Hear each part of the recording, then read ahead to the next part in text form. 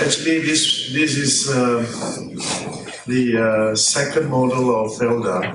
As what we know, Felda is the government organization, government agency that is focused on eradicate poverty. That is way back in 1956. We started with the vision that we want to eradicate poverty, because at that particular time, Malaysia, the poverty level is very high, that is above 70%. And we are very fortunate, after 56 years we have gone through this process.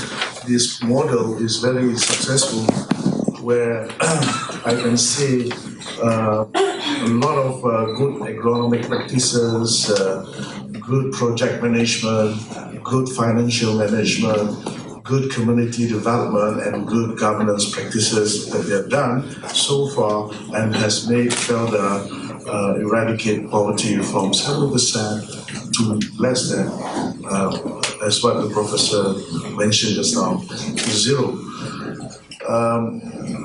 That has made Felda at that time, the vision that is given to us is to give land to the landless, because we want to reduce the income gap between the rural poor and the urban. And we have successfully done our transformation from the poor, the rural poor, we transformed them into a middle class income group. And after that, we are targeting to make them as a high income by the year 2020. We believe that after 56 years we have gone through, we managed to pay our loan that we take from the World Bank instead of to be completed our loan repayment by the year 2020, but we pay in the full amount because of the community has become a good partner with the government and become a very good team that can pay back the loan by the year 2000, that is 20 years ahead of the time. So this is the evolution, the transformation of the logo Felda, because the F here, we have transformed that we have listed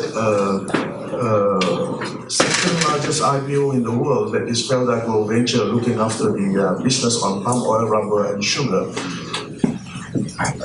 So all these initiatives is done from 1956 until 2013, and the way forward. But what is the second question is that what is next? After we have given the title to the people that is poor, they have become the landlord, we are the administrator from the government. And now we have created another business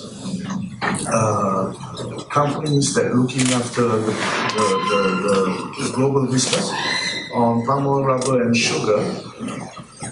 So our intention is to change this village, last time we called it village, into a high economic powerhouse that will generate high income for this group of people.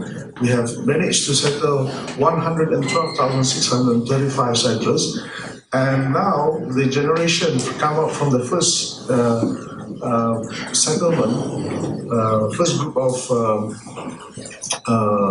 settlers, we call it, has escalated to fourth generation, that is around of 1.5 million people involved. So the question is that the young generation is very aggressive, asking the government what is next for us to get compared to the first generation that we have already settled. So this is the answer, where we have collaborated with Irish Corporation. One is one of the local company, listed company in Malaysia, adding the science and technology on giving a sustainable income and sustainable livelihood for this settlement area, and has made this a sustainable project for the future. We call it Sentuhan Kasih because this young generation that we settle in the replication model from the first model. The small area is needed, not like before. We need a big area to make a plantation, palm oil plantation. Now we are looking on producing the organic product like vegetables, fruits, and also fish, freshwater fish. This is the project that I'm talking about, Sentuhan Kasih. It's not a theory, but it's already practical in one of the settlement in a remote area in one of the states in the southern Malaysia, Peninsular Malaysia, in Johor. And these are the houses of each families that we settle. Like the first generation we settled in the wooden houses, but now it's very modest. And the component of the new model Sentuhan Kasih is all these things that is stated there. That's what I mentioned just now, and we are going to add this initiative to all the states where we have 317 schemes around the nation. It's only Penang and it's only Penang states that we don't have the settlement. The rest, we have this settlement because of the, as I mentioned, at that time, before independence, we have already started, and the percentage of the poor in our country is very high. So we believe that if we give them food, we teach them how to earn money, they have to work.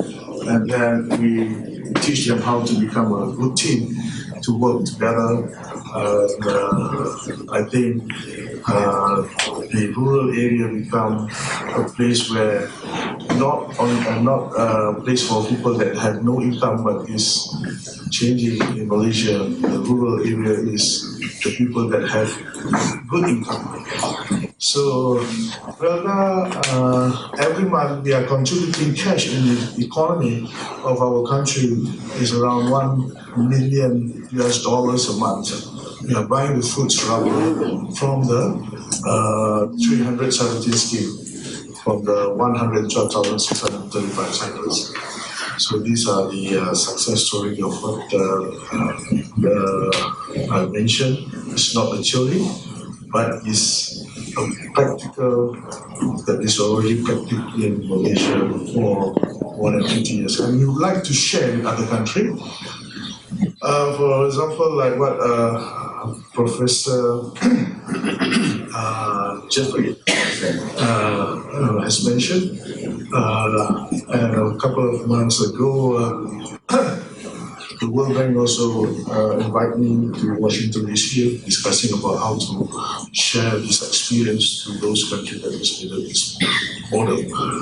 So I think Malaysia is a country that can share what's the success story that we have done for 56 years. And we can do the second model, and we can teach other countries. It's not for 56 years, but maybe in a short period of time, might be 15 years or 10 years. So that I conclude my presentation. These are the pictures where we call it Sentuhan Kasih, sustaining future for the young generation of as well as the country. Thank you very much. I actually, had my own translation of English translation of Sentuhan Kasih as a caring touch. I don't know whether so actually it's now the model is to go back to basic. The last two presentation is Malaysia going back to basic, going back to the villages, and because we came from cultural manufacturing agricultural economy to a knowledge economy. Now we are going back, giving back to the agricultural economy and making sure that the young people in the rural area, they enjoy the same benefit as what the urban areas will enjoy. So this is what we discuss. People coming in the room between Dr. Faizoull and Professor Jeffrey Slack. Perhaps this model Africa would like to learn. I'm not saying that it's one way, because we can also learn from Africa. So with that, I would like to invite, maybe Sonia would like to say a few words about this. Yeah, I appreciate it, and I'm wondering whether I by chance have been introduced to my long-lost cousin. We have to... We're related somehow, I'm sure. Oh, you're related. For those of you who don't know, the word Ehrlich means honest in German. Oh. So, I can assure you, you've been given the best advice from the university. I really appreciate your including me because, as you know, this is my passion, which is I work on the Millennium Villages project, which is a project that was actually started by Guido and Jeff, by the UN Millennium Project, which is to figure out how to get people out of dire, extreme poverty. I mean, really the kind of poverty that Jeff calls the poverty that kills. And one of the first things that we did, as you know, is we went to Malaysia and we went on a poverty tour, which I assumed would be sort of like what we do a lot in Africa, which is we go to very remote rural places and we see the unbelievable burden of disease, hunger, and absence of any sort of government interventions, when in fact in Malaysia, which was only 8 years ago, it turns out we were just going on what I called up kind of a mopping up tour, because they said, well, we'll show you, there's still one household over there that we have not cracked the problem with their social situation, and then we would drive 3 hours to another household. And I thought one day in Africa, in rural Africa, we too will be going on a tour like you can in Malaysia, where there'll be just isolated pockets of single households. The reason that I really appreciate this conference, because from my point of view, and I've worked now in Africa in rural areas with Guido, Jeff, and other scientists for almost 10 years, the holistic approach is completely intuitive to the communities. So I work with the communities, I'm constantly doing focus groups and speaking with the villagers. They get it. When you ask them what their problems are, what their solutions, how they would envision the solutions, they get the holistic approach. They tell you that they need this, that, and the other thing. My frustration has always been that as you go higher in the organizational ladder of the society, whether it be government or even NGO, civil society businesses, when you go higher, that's when more of this integration needs to take place. That's when there's more of this silo effect. And so I, really appreciate the whole concept, first and foremost, of the SDSN, where the knowledge communities are working and thinking together with the private sector, with the civil society, with government agencies. But I have learned also on my own skin that this kind of integration is very, very difficult. And even within just one of these silos, which is the university, where we're sitting now,